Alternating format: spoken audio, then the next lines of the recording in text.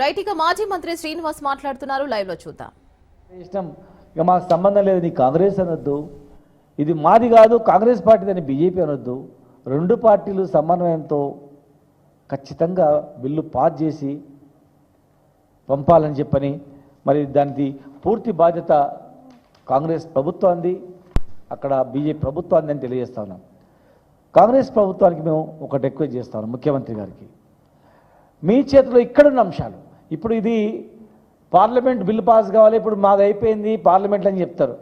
సరే వచ్చేంత వరకు ఎలక్షన్ మీరు పెట్టరు, ఎలక్షన్ అనేది ఖచ్చితంగా మీరు 42%తోనే చట్టం వచ్చిన తర్వాతనే ఎలక్షన్ పోతారు, చిత్తశుద్ధి ఉందని మేము అనుకుంటాం.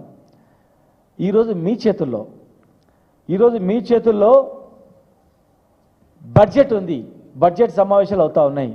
మీరిచ్చిన మాట ప్రకారం సంవత్సరానికి 20,000 కోట్లు Mahatma Jyotiba Phule పేరుపైన sub plan, BC sub plan ఏర్పాటు చేస్తాం. ఆ సప్లాను ఏర్పాటు చేసి ఎవ్రీ ఇయర్ 20,000 కోట్లు ఖర్చు పెడతామని చెప్పడం జరిగింది. మీరు మరి ఒక సంవత్సరం గడిచిపోయింది, ఇప్పుడు కనీసం ఇప్పుడు ఈ 4 సంవత్సరాలన్నా 80,000 కోట్లు, పాత 20,000 కోట్లు మీరు ఖచ్చితంగా మీరు ఇచ్చిన మాట ప్రకారం సప్లాన్ ఏర్పాటు చేసి బీసీ సప్లాన్, మహాత్మా జ్యోతిబా పేరు మీద సప్లాన్ పేరు మీద మరి ఈ బడ్జెట్లో ప్రవేశపెట్టాలి. 42% ఉద్యోగాలలో కూడా ఇప్పుడు కొత్త నోటిఫికేషన్ వస్తూ ఉన్నాయి. మరి చట్టం బద్ద తర్వాత దీని తర్వాతనే విడుదల చేయాలి. మీరు విడుదల చేసేటువంటి ప్రతి ఉద్యోగాల్లో కూడా, ఎందుకంటే ఈరోజు చట్టం చేసిర్రు, ఇప్పుడు ఇక కంప్లీట్ బాధ్యత మీదే. ఏ ఉద్యోగాలు నోటిఫికేషన్ వచ్చినా దానిలో 42% రిజర్వేషన్తోనే ఉద్యోగ నోటిఫికేషన్ పోవాలి.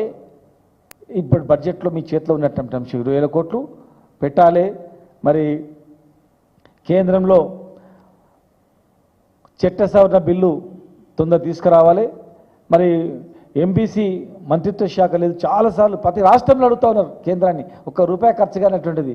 మరి మంత్రిత్వ శాఖ ఏర్పాటు చేసినట్లయితే ఇలాంటి బిల్లు వచ్చినప్పుడు సమన్వయం చేయడానికి అవకాశం ఉంటుంది. మరి ఎలక్షన్ మేనిఫెస్టోలో ఎంబీసీలో కూడా ఒక మంత్రిత్వ శాఖ ఏర్పాటు చేస్తామన్నారు. మరి మీ పరిధిలో